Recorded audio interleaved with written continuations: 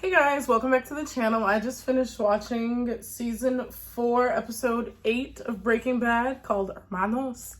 And we finally found out why it's called Pollos Hermanos. I think that is what it's called, right? I don't know. Whatever.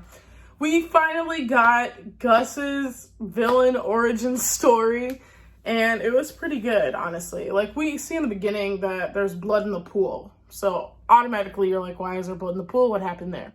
And then you see Gus is steady talking to the uncle of Tuco, right? He's like, just giving him updates on everything, giving him updates on stuff. And so now all of these pieces are coming together.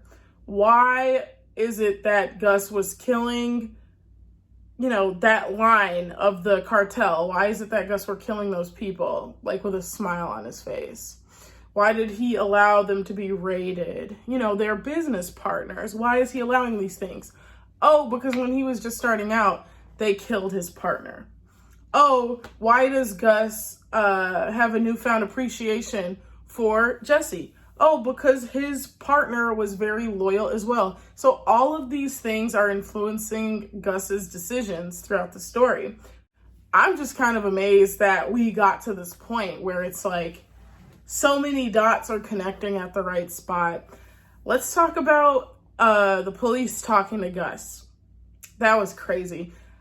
Hank is so right. Hank is like, he had an excuse for everything. That almost makes you more suspicious than if you just say, ooh, I don't know what I was doing that day. He had an answer for everything. He had a rebuttal for everything. It was too clean.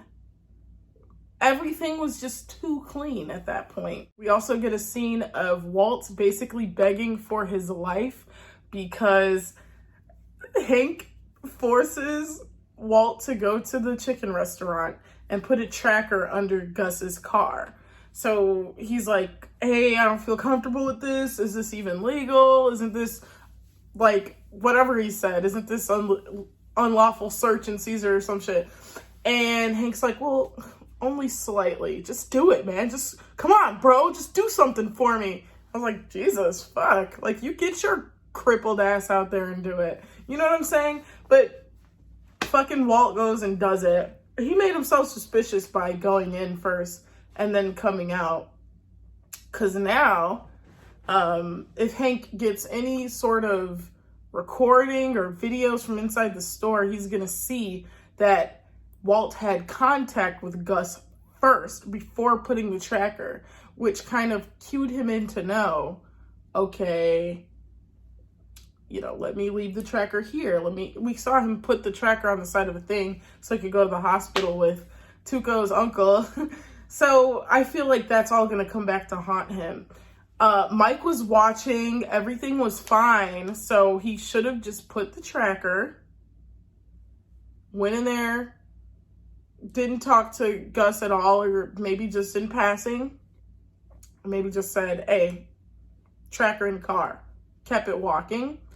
He could have done any number of things to be, like, less suspicious, but now Hank knows that there was some sort of contact made before the device was planted. And I feel like that could end up biting Walt in his ass. Mike was watching.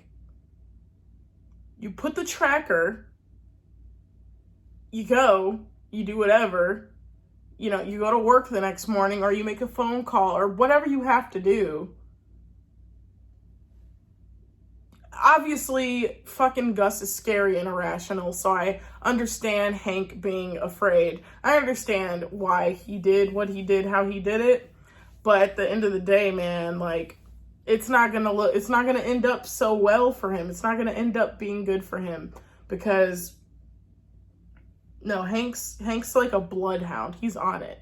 And I like how Hank threw it in his face that it was Walt's fault. He's like, after you said that Gale didn't strike you as a boss type of guy, it inspired me to keep looking into this case. So now Walt has no one to blame but himself. And I think that's just perfect. We have Skylar being super cautious with the money. Skylar's the only one. Skylar and Saul are the only two characters in this show who care about anything, about their lives, about their futures, etc.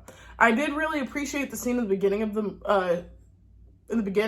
where Walt is sitting with another guy who has cancer, and he's like, up until that moment when it's my time to go, I'm in control of my life. And that's how I'm going to live. I was like, damn right. Damn right. The guy's like, well, wasn't in God's plan. Or, as soon as I made plans, of course, this interferes with it. Well, it's like, I can't relate. Sorry. No, I do what I want. Until I'm called to death, until it's my moment, I'm in the driver's seat. Period.